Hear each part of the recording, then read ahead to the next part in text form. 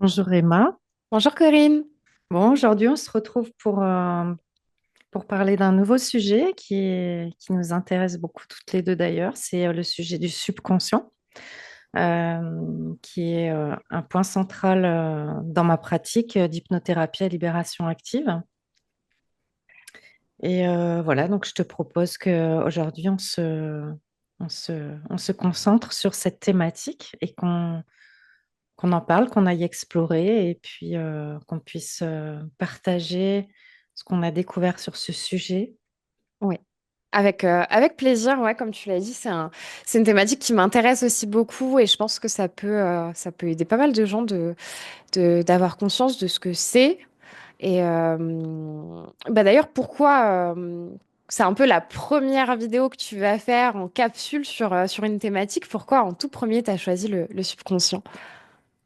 Bah, j'ai choisi ce sujet parce qu'en fait, c'est un sujet dans lequel je suis plongée au quotidien avec la pratique d'hypnothérapie à libération active que je vais appeler HLA parce que c'est long à prononcer. Donc, pour ceux qui nous écoutent, vous saurez de quoi on parle quand on dit HLA. Euh, Mais voilà, le subconscient, c'est lui que j'explore au quotidien dans ma pratique. Et, euh, et je trouvais intéressant de pouvoir partager comment ça fonctionne, comment on peut modifier des choses dans notre vie grâce au subconscient, parce qu'au final, c'est lui qui nous gouverne bien plus que la conscience. Ouais, et ça, on le sait pas forcément. Bon, le subconscient, l'inconscient, la conscience, ce sont des notions qui ont été abordées par les grands noms de la psychologie. Il y a eu Pierre Genet, il y a eu Freud, il y a eu Jung, enfin, il y en a eu beaucoup, jusqu'à Erickson, qui a été le premier à catégoriser, à définir le subconscient comme véritable allié thérapeutique, à dire, bah, on peut aller dialoguer avec lui. Lui, enfin, le subconscient avec tes mots. Comment tu le définirais? Comment tu nous expliquerais ce que c'est finalement et quelles sont les différences entre le subconscient, la conscience, l'inconscient? Ok. Donc, on pourrait donc imaginer un iceberg. Et donc, la partie en dehors de l'eau, c'est la conscience. Et puis, en dessous, c'est le subconscient. Et ce qu'on appellerait plutôt l'inconscient, pour moi, c'est plutôt un subconscient profond. Voilà, c'est pas l'espace qui m'intéresse le plus, en tout cas dans ma pratique. Ce qui m'intéresse, c'est le subconscient qui veut juste dire en dessous de la conscience, hein, finalement. Ce mot subconscience, c'est en dessous de la conscience. Et c'est là que tout se passe, en fait, dans, dans nos problématiques quotidiennes et dans tout ce qu'on peut vivre dans notre vie.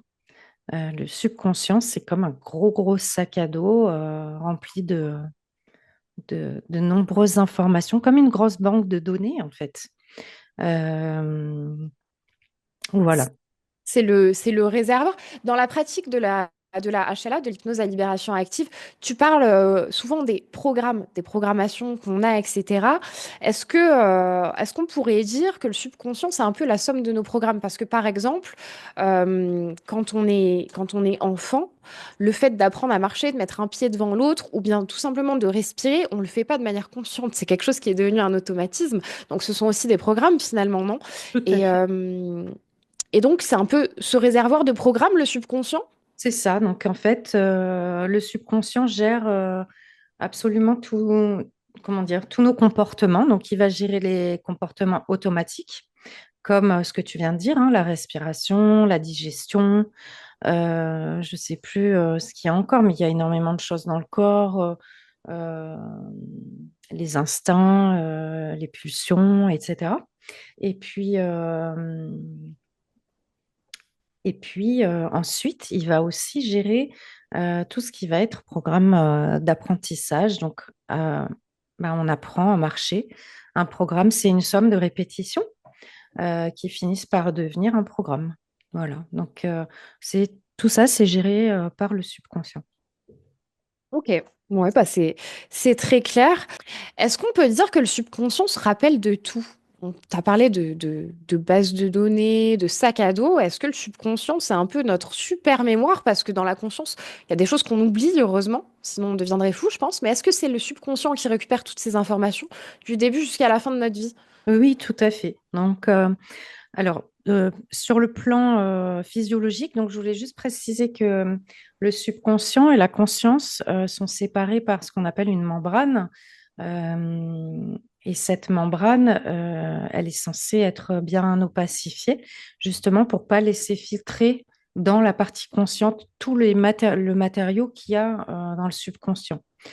Le cas des personnes qui sont psychotiques, hein, justement, c'est ce problème-là, c'est qu'il y a de la porosité, il y a des fuites, il y a des trous en fait dans la membrane, ce qui fait que tout ce qui est contenu dans le subconscient sort comme ça de façon anarchique et on a l'impression que la personne bah, est folle, quoi, parce qu'il y a, il y a, il y a il y a énormément de contenu et de matière dans le subconscient.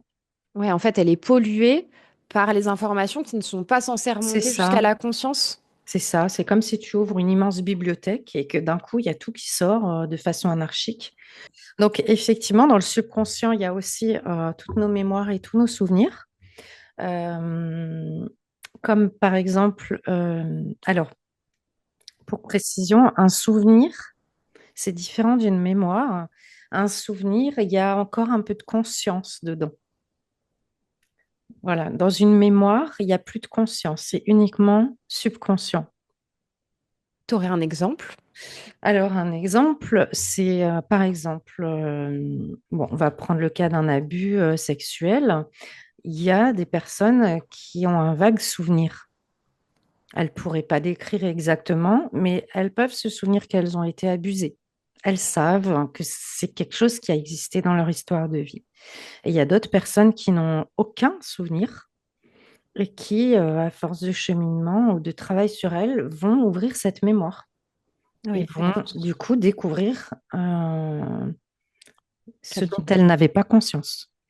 Donc un Ok. souvenir, c'est souvent encore à mi-chemin entre la conscience et le subconscient.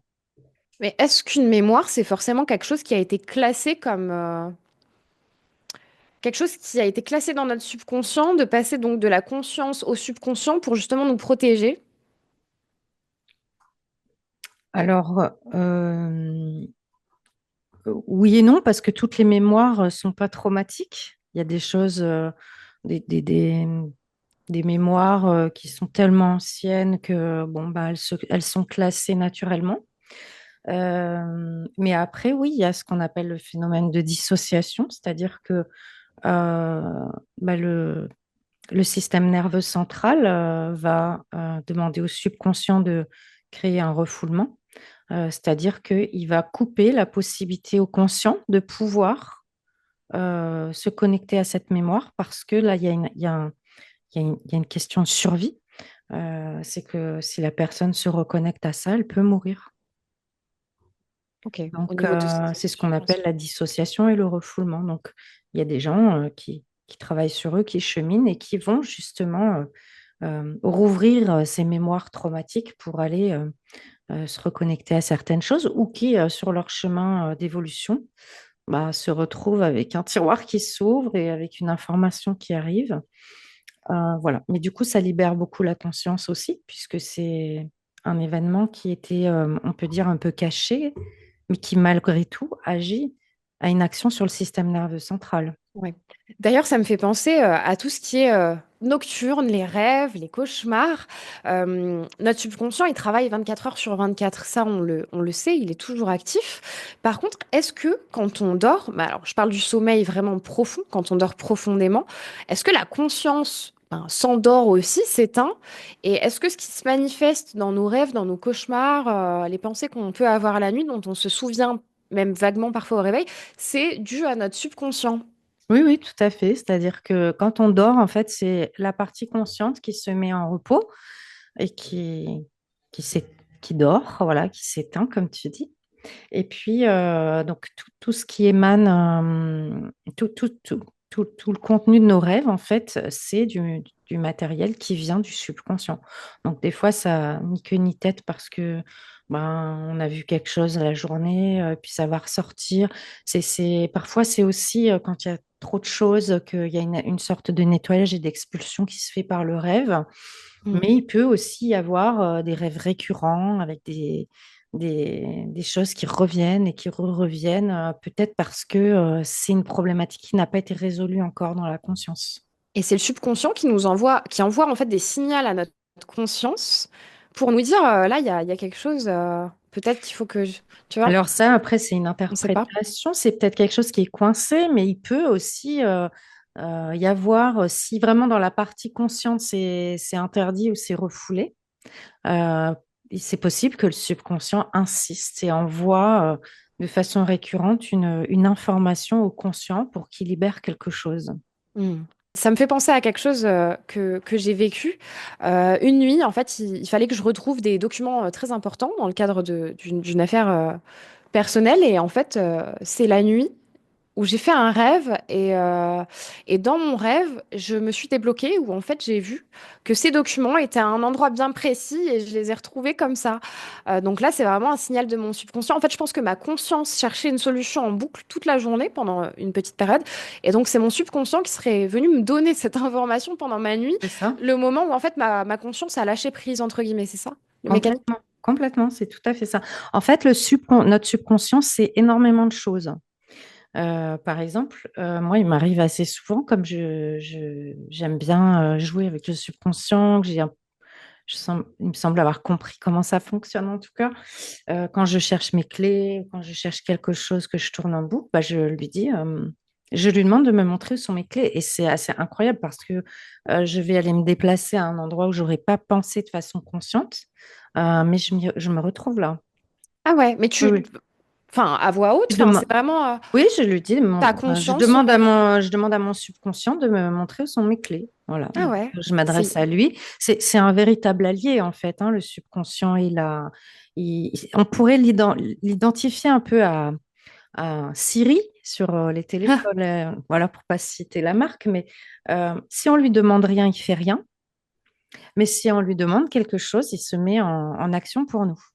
Et donc, c'est très important de pouvoir comprendre que le subconscient, c'est un allié incroyable, puisque si on sait correctement s'en servir, il peut devenir vraiment, il peut nous permettre énormément de choses. Ouais, parce qu'une fois qu'on comprend que c'est notre subconscient qui guide, enfin, tout à l'heure en off, tu m'as dit 98% de nos émotions, de nos comportements. C'est ça. Une fois qu'on a compris ça, on comprend le pouvoir créateur en fait du subconscient, où en fait c'est un Complètement. peu miroir magique.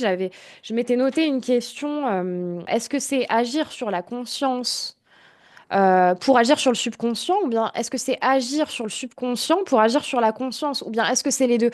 Mais en fait, enfin, mon avis personnel, c'est un peu miroir magique finalement. Et une fois qu'on a compris le pouvoir du subconscient, enfin, le pouvoir que notre conscience pouvait avoir sur notre subconscient et inversement, en fait, on peut complètement modifier notre vie.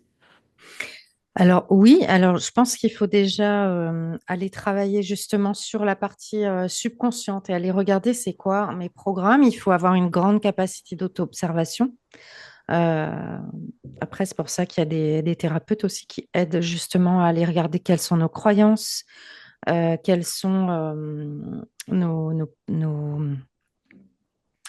ce qu'on appelle les schémas d'identification, qui pour moi sont les pires des choses, hein. C'est tous ces je suis avec euh, des termes négatifs, hein. Je suis incapable, je suis nulle, je suis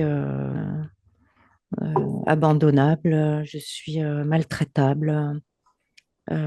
Voilà, toutes ces choses-là, pour illustrer mon propos avec ça, c'est que les schémas d'identification, c'est vraiment ce qu'on appelle les schémas répétitifs. C'est ce qui rend dingue les gens, c'est-à-dire qu'ils savent quelque chose, mais ils disent, mais c'est pas vrai, ça recommence. J'ai encore répété ce truc alors que je savais. Voilà. Et en fait, un schéma d'identification, c'est un programme qui se remet en route sans arrêt.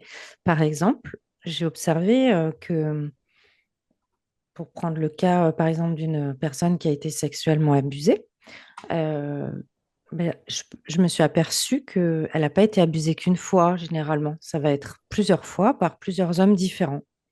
Et on pourrait se dire, bah, comment ça se fait? Ces hommes-là, ne se connaissent pas, ils ne se sont pas donné le mot. Comment ça se fait qu'ils sont tous venus vers elle? Et elle va dire, mais c'est pas possible. Je retombe encore, je me suis encore fait agresser sexuellement, je retombe encore sur des hommes comme ça. Pourtant, je m'étais dit qu'il fallait que je fasse attention, je m'étais juré que plus jamais, etc. Mais ce qui se passe, c'est que quand il y a un programme qui dit je suis sexuellement abusable, bah, elle le vibre et donc elle attire des gens comme ça. Et c'est ce programme-là, comme tant d'autres, hein, il en existe, eh bien, si on ne l'enlève pas, il va continuer à attirer, magnétiser des agresseurs sexuels. Oui, ou ça fonctionne aussi avec, dans le cadre des relations, toujours le même type de personnes qui nous approchent, les mêmes C'est ça, amitiés c'est ça, qui foirent, entre guillemets, pour toujours les mêmes raisons. Il y a complètement. aussi le cas des pervers narcissiques, où le nombre de personnes qui disent, bah, moi, je tombe que sur des pervers narcissiques. En fait, c'est des programmes que nous-mêmes, on se Hmm. crée et que du coup, on remonte dans notre réalité, quoi. Ouais, et les personnes qui tombent sur ce genre de profil sont souvent des personnes qui ont une grosse blessure d'abandon. Comme les pervers narcissiques sont des séducteurs notoires et qui savent exactement comment valoriser une personne, eh bien, ces personnes qui ont une peur d'être abandonnées, qui souvent se dévalorisent, elles vont se faire avoir. Et c'est donc pour ça que c'est très important d'aller soigner ces programmes d'abandon, de dévalorisation, même l'humiliation. Il y a souvent avec l'humiliation les troubles alimentaires, avec la boulimie, euh, où les gens vont s'humilier en fait en se rendant indésirables.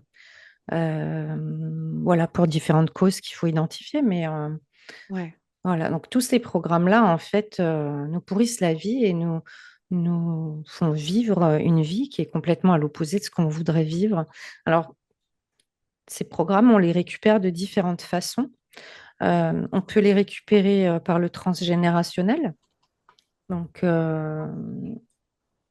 voilà, souvent, on retrouve de génération en génération des problèmes identiques, des gens qui ont été volés. Voilà, ça va se retrouver parce que ce Mm. programme se transmet en fait quand on vit avec des gens. À Oui. force d'entendre le programme des autres, il y a un programme qui s'inscrit dans notre tête. Donc, on récupère déjà des programmes transgénérationnels, on récupère aussi des peurs de nos parents, des programmes qui nous collent. Euh, et puis après, il y a tous les programmes qu'on va se créer par notre propre expérience, hein. Si quelqu'un se fait quitter plusieurs fois, un homme ou une femme, peu importe, bah, il va dire tous les hommes ou toutes les femmes abandonnent ou sont des salauds, y compris pour ceux qui sont trompés. Et le problème, c'est pas trop ça. Ce problème, c'est que ce programme va devenir une vérité pour la Puissante. personne, une réalité qu'elle va plaquer sur la réalité et sur le monde. Et du coup, c'est ce qu'on appelle une croyance limitante, c'est-à-dire qu'elle va projeter cette réalité sur tout le monde et qu'elle ne va plus pouvoir rentrer dans une relation quelconque parce que Elle s'est programmée. elle va plaquer ce filtre et elle va projeter cette réalité partout. Ouais. Et donc, Mais c'est des gens qui vont dire, je rencontre personne, j'arrive pas à refaire une vie de couple. Voilà. ouais, parce qu'ils savent pas d'où vient l'origine, mais c'est pour ça que je pense que l'aide d'un ou d'une thérapeute, c'est fondamental. Parce que, alors, on a l'information dans la conscience de il m'arrive ci, il m'arrive ça, je suis pas bien à cause de ci, à cause de ça, mais sans l'aide d'un ou d'une thérapeute pour pointer, ok, tu as ça. Mais il faut aller investiguer en fait ce qui se C'est ça, passe au niveau du subconscient, sinon on n'arrive pas. C'est ce que tu répètes souvent, on peut traiter la cause, enfin, on peut traiter le symptôme, la somatisation, mais si on ne traite pas la cause, en fait, ça va revenir parfois sous la même forme, parfois sous une forme différente. Et en fait, c'est là où complètement. se joue, dans la HLA, le travail que tu fais, c'est sur le subconscient finalement. C'est ça.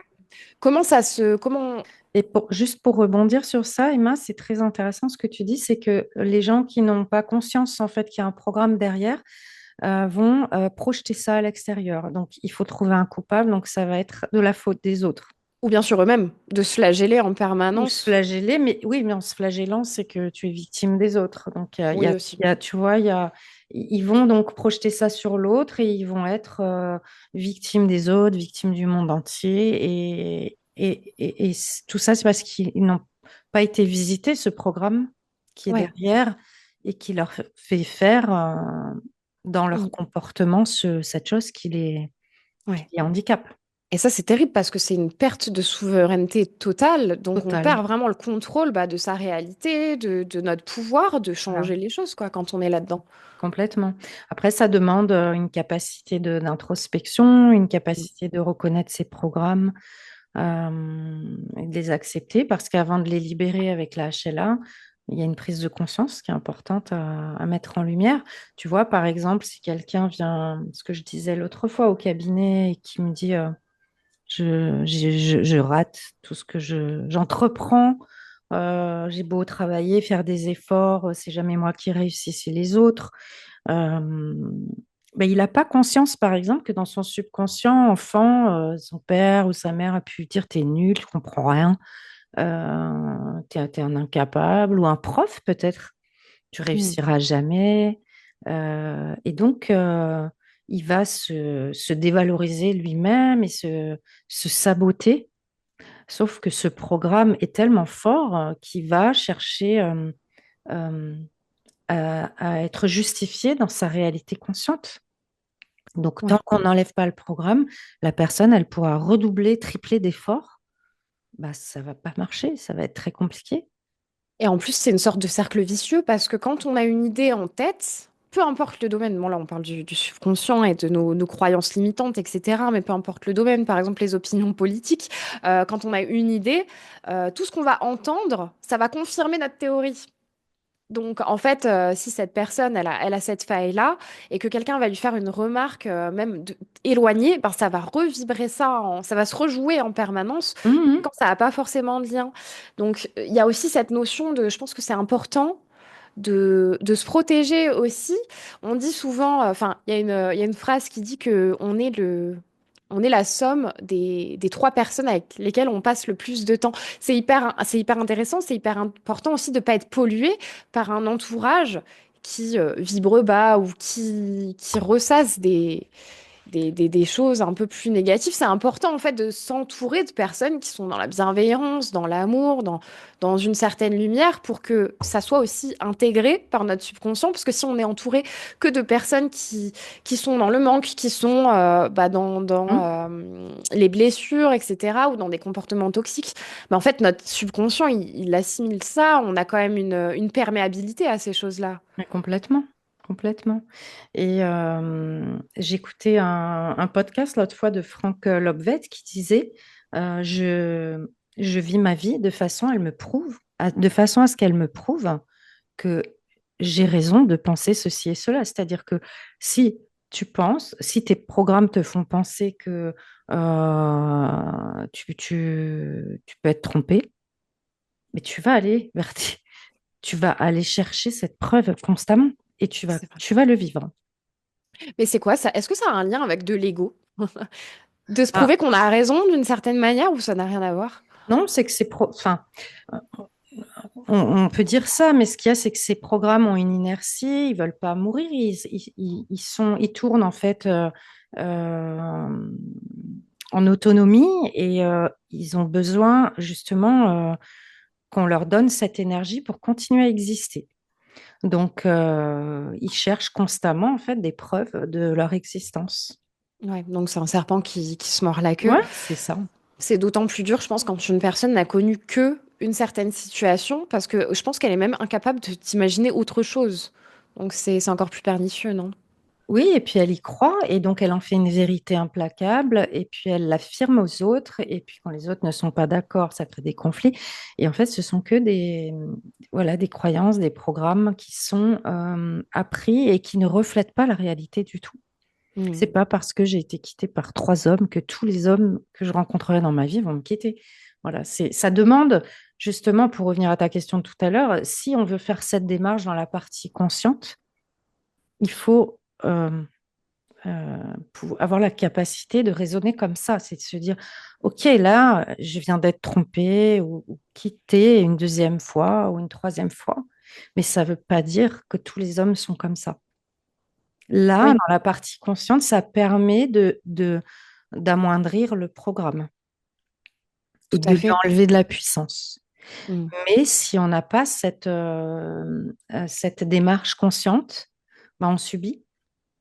On subit. Et puis, le problème, c'est que ce qu'on appelle la personnalité va être formée par cet ensemble de programmes, puisqu'on en a tout plein. Et on va croire qu'on est ces programmes-là, mais on n'est pas des programmes. On est ce qu'il y a derrière. Ben, on peut surtout être ce qu'on a envie d'être, C'est au-delà de ces ça, programmes. Et c'est ça, il ça, faut vraiment en avoir conscience, c'est hyper important. c'est ça. Parce que, C'est ça. Et le problème, c'est quand on les projette sur les autres, hein, et qu'on accuse les autres d'un filtre qu'on a fait comme une mm, vérité universelle. ouais. C'est assez grave, en fait, hein, de faire ça. Mm. Mais ben, quand on en a conscience, etc., on sait qu'on peut donc agir sur le subconscient. D'ailleurs, c'est à n'importe quel âge. Finalement, il n'y a pas À de n'importe quel âge, on peut déprogrammer notre subconscient et le reprogrammer. En fait, c'est reprogramme. comme une photocopieuse, hein, le subconscient, c'est-à-dire que suivant la feuille positive ou négative qu'on va rentrer dans le subconscient, donc nos pensées, etc., et bien dans la partie consciente, la photocopie sera à l'identique. Voilà. Donc si je pense des mauvaises choses à mon sujet, eh bien ma vie consciente sera mauvaise à mon sujet et me confirmera que je suis une personne mauvaise. Bien sûr, parce que Voilà. l'univers est quand même assez mental et manier, réussir à manier et à, comment dire, à avoir un impact sur notre conscience, ça aura forcément un impact sur le subconscient et le subconscient aura lui-même un impact sur notre conscience. Donc en fait, on est tout à fait capable de créer notre Complètement. propre réalité et de d'orienter ce qui va nous arriver si on Oui, a une pensée positive ou au contraire si on a une pensée négative. tout à fait. Et ce que je voulais dire aussi, c'est que dans le subconscient, il n'y a pas que des mauvais programmes, il y a aussi des très très bons programmes d'apprentissage. Si par exemple, je ne sais pas, tu fais une recette, hein, tu vas la faire une fois, deux fois, trois fois. Après, tu n'auras plus besoin de ton livre parce que tu auras créé un programme d'apprentissage pour faire ce gâteau, par exemple. Eh bien, ça, c'est un programme qui est positif. Tu n'auras plus besoin de ton bouquin et tu feras ta recette. Mm, Et voilà.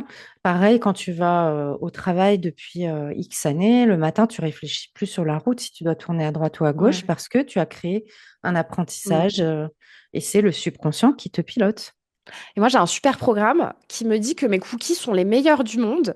Et du coup, à chaque fois que je fais mes cookies, le monde entier valide que mes cookies sont les Eh meilleurs ben, du c'est monde. bien, tu peux le Donc, garder, celui-là.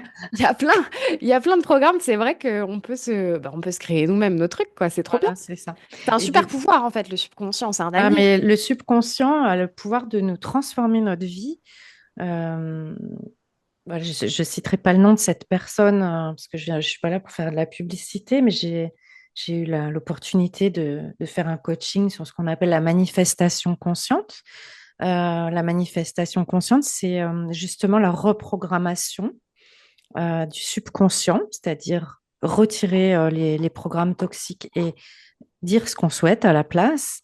Et j'ai créé énormément de choses dans ma vie qui n'existaient pas avant parce que je les ai manifestées.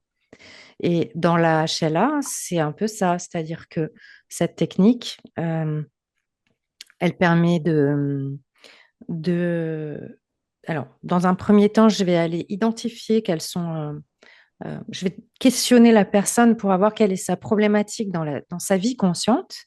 Et puis après, je vais aller chercher quelle est la racine du problème. Donc, dans le cas de la personne dont on a parlé tout à l'heure, par exemple, qui réussit rien, je vais aller lui demander si dans l'enfance, elle a été rabaissée ou dévalorisée ou humiliée. Et puis, la personne est obligée de chercher dans ses souvenirs, ses mémoires, justement. Ah oui, tel et tel enseignant me disait que j'étais nulle, que je pourrais jamais faire de maths, ou que je réussissais rien, ou mon père ou ma mère. Et donc, j'arrive sur des programmes de dévalorisation que je vais bien cibler et donc, à travers l'hypnose quantique, en fait, hein, que je fais faire. On descend dans le subconscient. Et ce qui est assez incroyable, en fait, c'est que avec la HLA, le fait de se connecter à son soi supérieur euh, et de demander la libération de ces programmes, hein, il y a une dissolution qui se fait par la vibration du mot libéré. C'est-à-dire que c'est Ouais. la vibration de ce mot qui crée la réalité, en fait, dans le subconscient. C'est incroyable, hein. C'est beau, je trouve Voilà. ça beau carrément.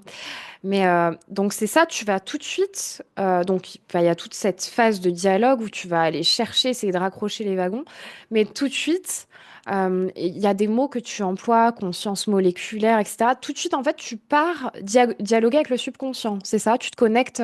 Alors, quand je traverse les différents champs, Ouais. la conscience moléculaire, atomique, subatomique, etc., c'est la conscience du corps, hein, la conscience des pensées, des émotions et des sentiments.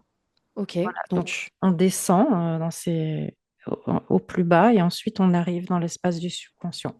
Ça se fait en moins de 20 secondes.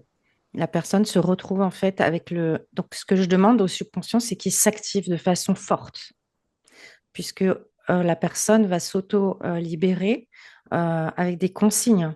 ouais, parce que la Quand personne, elle... elle est complètement active. Bah, c'est ça. C'est pour ça que ça s'appelle la libération active. C'est parce que la personne, en fait, donne les ordres à son subconscient de libérer tel et tel programme. C'est la même chose pour les effacements traumatiques, puisque le subconscient est juste derrière. Le fait de demander au subconscient de visualiser une image et de l'effacer, puisque la personne dit j'efface, en plus d'associer le geste, le subconscient s'exécute. Hmm. C'est Et ça, incroyable. c'est magique parce que euh, ben, en quelques secondes, ou peut-être minutes, c'est terminé.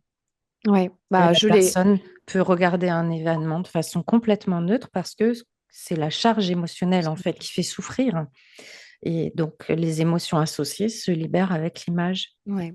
Je rappelle, bon, on en avait parlé dans l'interview qui est d'ailleurs disponible sur ta chaîne YouTube, mais c'est pas une lobotomisation. Il y a pas, le souvenir n'est pas effacé, hein. On Non, n'oublie pas, c'est vraiment la charge émotionnelle. c'est ça. Pour avoir eu la chance de faire des séances avec toi, quand on efface, on efface ouais, la charge émotionnelle. On sait qu'on a le souvenir, mais l'image, elle, a disparu et donc la charge émotionnelle avec. Et c'est intéressant parce que on peut. Moi, j'avais très peur de perdre les mémoires, enfin les souvenirs Mm. que j'ai, parce que c'est aussi ce qui me constitue. Ça continue à me constituer, mais il n'y a plus la souffrance qui va avec, donc c'est trop bien. C'est C'est ça, ça n'enlève pas l'événement en fait.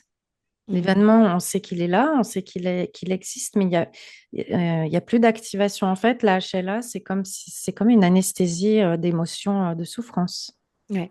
Et du coup, c'est intéressant parce que pour les personnes qui sont dans une dissociation, où bah, elles ont même plus le souvenir, en fait, même si le souvenir remonte instantanément, en fait, il n'y a pas le temps de souffrir ou C'est de ça, mentaliser tout. je crée la reconnexion. Je laisse la personne 5, 10 secondes, 15 secondes peut-être pour bien se reconcentrer et ressentir. Et puis après, je libère pour que la personne ne souffre pas. Mm. Ouais. Donc c'est très rapide. C'est très rapide, ouais, tout à fait. Mm.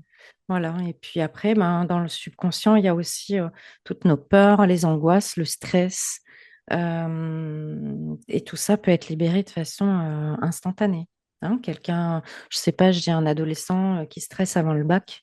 Une séance suffit pour en fait enlever ces émotions-là et permettre le potentiel de s'exprimer.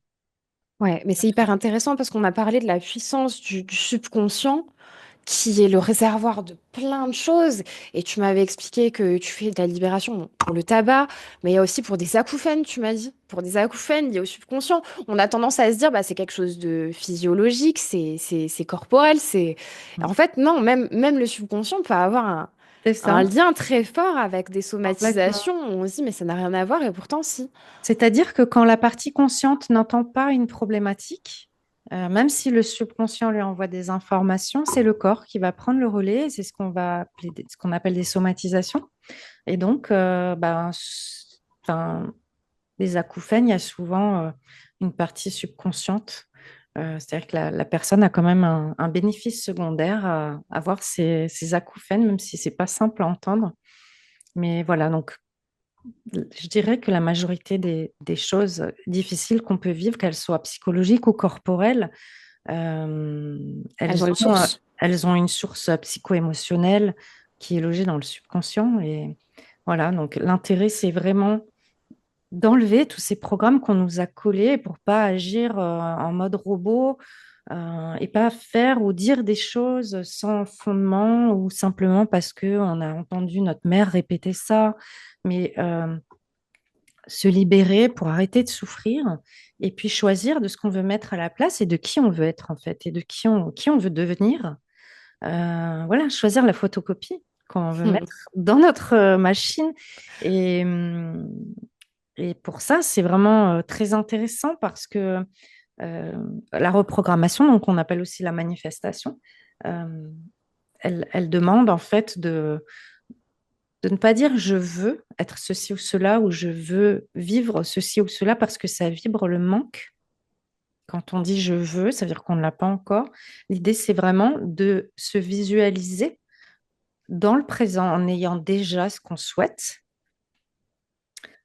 et de le ressentir. Voilà. Quand on ressent la situation comme si elle était déjà là, on va vibrer une certaine fréquence, une certaine vibration, une certaine énergie qui va magnétiser la situation qu'on souhaite. Voilà, c'est ce qu'on dit, la pensée est créatrice. Donc, à partir du moment où je manifeste quelque chose comme étant une vérité dans ma ligne de réalité, eh bien, je la magnétise. Ouais, complètement. Mais pourquoi c'est aussi important ce fait d'être dans le présent, la répétition aussi qui est hyper importante dans la manifestation. Et Parce que quand tu répètes, tu programmes ton subconscient. ah ouais. Donc, en répétant, tu crées un programme qui dit j'ai ça, j'ai ça, j'ai ça, j'ai ça, j'ai ça. Il y a un moment, le subconscient va aller chercher la situation pour confirmer, au même titre que quand tu Que dis l'inverse. je suis nul, je suis incapable, il va faire la même chose. Ouais. Il fait exactement ce que tu lui demandes. Ouais, c'est pour ça que c'est notre meilleur allié. Mais c'est intéressant parce que du coup, on peut aller manœuvrer, dialoguer ou avoir une action sur le subconscient grâce à l'aide d'une thérapeute. Toi, ton travail, ça va être d'aller détecter ce qui se passe, quelle est la source, pour ensuite faire ces libérations. Et souvent, tu termines justement par de la manifestation en fin d'une séance d'hypnose à libération active.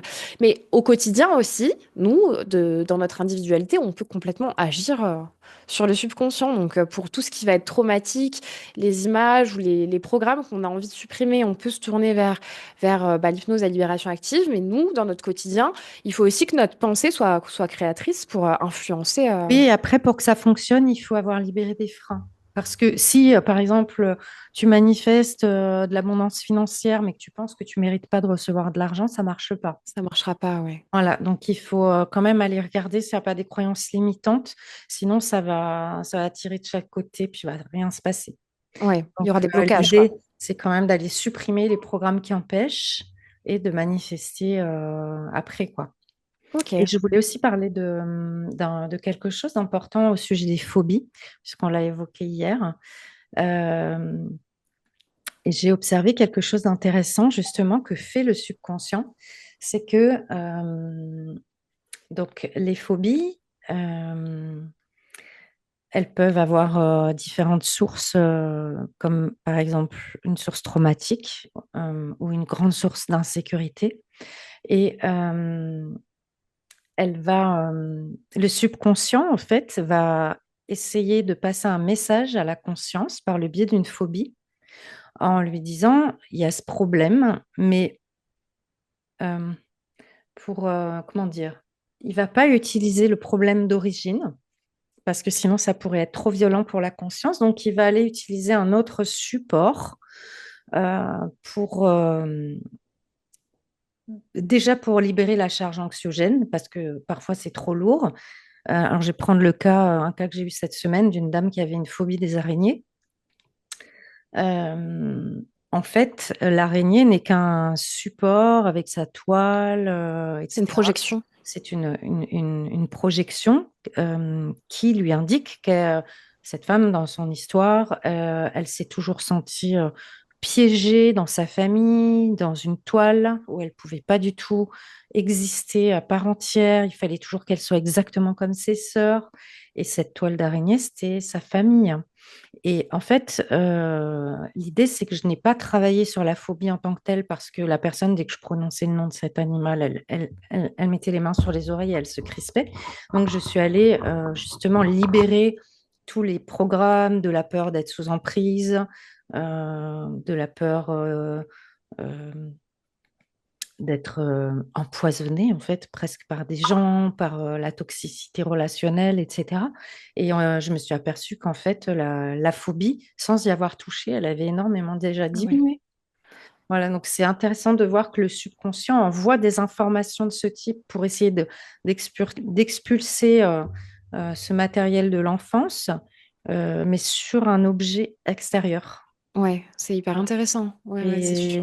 Et, et c'est souvent le cas avec les phobies. C'est que ça va trouver comme les tocs de lavage ou des choses comme ça. Ouais. Euh, il y a une origine qui est souvent complètement différente. Ouais, j'avais aussi un jour j'étais en train de discuter avec une psychologue je crois et elle m'expliquait que par exemple quelqu'un qui a subi un abus sexuel par exemple et qui pendant ce moment-là il y avait une horloge en face d'elle et en fait inconsciemment par la suite dans le futur à chaque fois que cette personne voyait une horloge elle avait du stress. Oui. Et en fait, elle n'avait pas fait le lien entre son abus et les horloges. Mais en Mm. fait, en remontant et en dialoguant, ils se sont rendus compte que l'horloge et ce trauma-là étaient liés. L'association Et en fait, d'idées. Oui, oui, la conscience, elle peut pas allier les deux. Il faut vraiment aller chercher au niveau du subconscient pour c'est ça. fouiller et trouver l'origine, quoi, pour s'en Complètement. libérer. Complètement. Parce qu'elle comprenait pas pourquoi elle avait peur des horloges, quoi. Et oui, Concrètement, c'était mais bizarre. complètement. C'est parce Ouais. qu'elle a associé cet objet en fait à l'événement. Mm. Et ça peut prendre la forme de beaucoup de choses. Ça peut être un objet, ça peut être une date, ça peut être une odeur, ça peut être un goût. Exactement. Et ça va très très loin, quoi. C'est complètement vrai. Mm. Tout à fait. Ouais. Donc c'est vraiment intéressant de faire ce travail sur le subconscient. Et l'idée, je dirais, c'est pas de faire diminuer un programme, c'est vraiment de l'enlever. Voilà, c'est de le retirer parce que ben, au moindre stress ou à la moindre difficulté, le programme flambe. Et voilà, c'est pour ça que l'hypnothérapie à libération active ne s'arrête pas juste à une prise de conscience, mais bien à une extraction de programmatique toxique. Et qu'est-ce qui se passe au niveau du subconscient quand, par exemple, on se détache d'un programme mais qu'on le retransfère sur autre chose? Je parle, par exemple, d'une addiction. Même dans mon entourage, j'ai des gens qui ont arrêté la cigarette et qui sont tombés dans une sorte d'addiction au sport, par exemple. Comment ça se fait qu'on passe de quelque chose, d'un programme à un autre? C'est toujours les mêmes racines, mais ça se... C'est juste parce que c'est le symptôme qui a été enlevé, mais pas le La programme cause. addictif. C'est-à-dire qu'une personne qui fait un transfert d'addiction, il aura sûrement consulté quelqu'un qui lui aura enlevé euh, euh, bah, le geste, mais pas le programme, par exemple, de quand je bois un café, il faut que je fume. Quand je suis stressée, il faut que je fume. C'est ça le programme, c'est comment il s'articule. C'est comment le programme addictif s'articule. Ouais, du coup, Euh, c- quand il est stressé, il va aller faire du sport au lieu d'aller fumer une cigarette, quoi. Par exemple. C'est ça voilà, le... donc il va compenser en picolant ou en faisant autre Ah chose, ouais. ou du sport, comme tu dis. Mais l'idée, c'est vraiment de retirer comment s'articule le programme, sinon il va aller se mettre sur autre chose. Ou sur de la nourriture, ou Mm. peu importe. Donc voilà, c'est l'idée aussi avec l'hypnothérapie à libération active, par exemple sur le tabac. euh, Bah, les gens ne prennent pas de poids et les gens ne vont pas sur une autre addiction parce que le programme d'addiction de base est écrasé. Mm. Ok. Ouais, c'est... Souvent, c'est comme l'addiction, c'est une anesthésie, donc c'est l'arbre qui cache la forêt. Du coup, ça donne accès à ce qui demandait à être anesthésié. Donc, c'est toujours intéressant d'aller regarder derrière bah, qu'est-ce qui fait souffrir, hein. Donc, Ouais. ça permet après, éventuellement, c'est pas une obligation, mais ça permet éventuellement d'aller travailler ça. Mais c'est pas pour ça que les gens rechutent. Ok. Mm. Et est-ce qu'on peut faire le travail à l'envers? C'est-à-dire, je m'explique. Si par exemple, demain, quelqu'un, bah, on parlait de la manifestation tout à l'heure, veut manifester quelque chose, mais ça fonctionne pas, est-ce que ces personnes peuvent par exemple venir te voir et te dire, bah voilà, moi j'essaye d'attirer ça dans ma vie et en fait ça marche pas. Est-ce qu'on peut aller fouiller pour voir ce qui bloque? Même Mm. s'il n'y a pas de problématique très ancrée, même si tout va bien, est-ce que on peut quand même faire un travail de recherche? Oui, parce que c'est la partie consciente qui parle chez la personne. Donc, pour elle, tout va bien, il n'y a pas de souci. Mais comme on disait tout à l'heure, s'il y a quelque chose qui est refoulé, qui est dans un tiroir bien caché, c'est intéressant parce que normalement, la conscience est libre. Hmm. Elle crée ce qu'elle veut. Ouais, Donc, ça me si fait quelque penser. chose ne fonctionne pas, c'est qu'il y a un frein, hein, il y a quelque chose qui l'en empêche. Ouais. Ça me fait penser aussi à, bah, une anecdote, on va dire, qui m'est personnelle, mais il y a 2 ans, enfin en 2023, quelque chose comme ça, peu importe, tout allait bien dans ma vie. J'avais un beau lieu de vie, chat, chien, le couple, le travail, tout allait bien financièrement. Et en fait, j'ai jamais été aussi malheureuse qu'à cette période-là. Et encore à ce jour, je ne sais pas pourquoi. Donc, en effet, je pense qu'il y avait quelque chose dans mon subconscient qui était là en toile de fond et qui m'empêchait de. Oui, il suffit qu'il C'est. y ait une tristesse résiduelle, quelque chose Mm, qui a pas été résilié, qui est là en fond et qui empêche du coup de vivre l'instant présent et de profiter justement de tout ce que tu avais. mm. Donc, c'est vraiment ça aussi, ça se joue dans le subconscient. Ouais, c'est intéressant parce que Voilà. c'est vraiment de se dire tout va bien, mais tout va mal. C'est bizarre, hein. C'est. Voilà, c'est ça. Donc, c'est vraiment le lieu à travailler, à explorer. Et puis, euh, peu importe l'âge, en fait, on peut vraiment se concentrer sur ce travail. Ça amène beaucoup de confort, en fait, hein. Ouais. Et ça peut fonctionner sur beaucoup de choses différentes. Bah, tout, en fait. Surtout, en Tout. fait, même sur les douleurs physiques, parce qu'il y a souvent une cause psycho-émotionnelle. Donc, on peut, euh, on peut aller trouver l'origine et puis Ouais. libérer.